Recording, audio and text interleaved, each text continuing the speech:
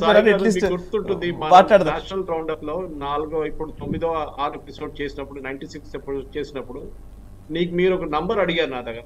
ఆ, ఓకే, బీజేపీకి ఎంత వస్తుంది సార్ అంటే నేను చెప్పాను మీకు 324 నుంచి 330 దాకా రావచ్చు అని చెప్పాను.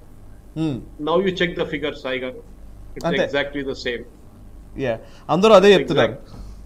Exactly the same. ఎందుకంటే ఓకే, బీజేపీకి 1-2% ఓట్ పర్సెంటేజ్ పెరిగింది సాయి గారు. ఇప్పుడు ఎవరైనా నార్మల్ అబ్జర్వర్ చూస్తే ఏమంటారంటే 1-2% పెరగడం ఏంటి, పెద్ద పని ఏంటి, ఇది పెద్దది ఏంటి అని అడుగుతారు.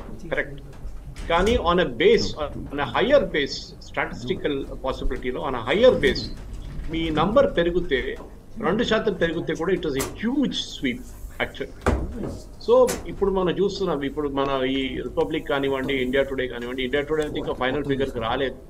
కానీ రిపబ్లిక్ 2 చూపించారు, పిఎంఆర్కే అని చూపించారు, మ్యాట్రిక్స్ ఒకటి చూపించారు. వాళ్ళు 2 when I observe them scientifically they are really strong అన్నమాట. Numbers wise they are statistical possibility, statistical modelling గురించి చూస్తే దే ఆర్ రియలీ గుడ్. కానీ ప్రాబ్లం ఎక్కడ వస్తుందంటే వీళ్ళు కాంగ్రెస్ వాళ్ళు ఇంకా యాక్సెప్ట్ చేయరు. అంటే వాళ్ళు ఇండియా అలయన్స్ కి 118 నుంచి 133 అని చెప్తున్నారు. ఎన్డీఏ అలయన్స్ కి ఏమో 353 నుంచి 368 అని చెప్తున్నారు.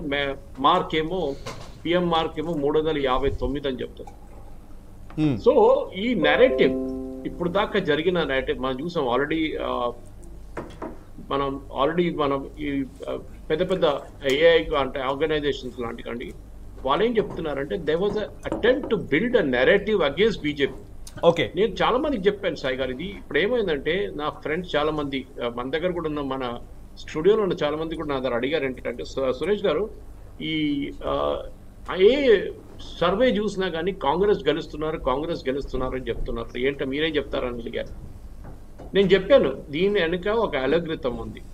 అలగ్రితం ఎట్లా పనిచేస్తుందంటే డబ్బులు కడితే, అంటే మీరు ఒక డబ్బులు పెడితే, మీరు ₹1 కోటి పెడితే మీ ఆర్గ్యుమెంట్, మీ లైన్ ఆఫ్ ఆర్గ్యుమెంట్ ని పైకి తీసుకెళ్తారు వాళ్ళు. And I'm sure Prasad Peketi can add to it also. So ఏం చేస్తున్నారంటే దీస్ ఏఐ యూజ్ చేసి, ఏఐ టూల్స్ యూజ్, ఇది ఇప్పుడు కాదు, ఈవెన్ యుఎస్ ఎలక్షన్ లో రష్యా ఇంటర్ఫియరెన్స్ గురించి, చైనా ఇంటర్ఫియరెన్స్ గురించి మనం చూసాం లాస్ట్ యుఎస్ ఎలక్షన్ లో, ట్రంప్ ఓడిపోయిన ఎలక్షన్ లో. అంటే చాలా మటుకు బైడెన్ గారిని సపోర్ట్ చేయడానికి యుఎస్ నుంచి కానీ బయట నుంచి కూడా, ఇది మనం చూసిన దాంట్లో ప్రకారం ఇజ్రాయెల్ నుంచి ఒక ఆర్గనైజేషన్ చేసి అని చెప్తున్నాం.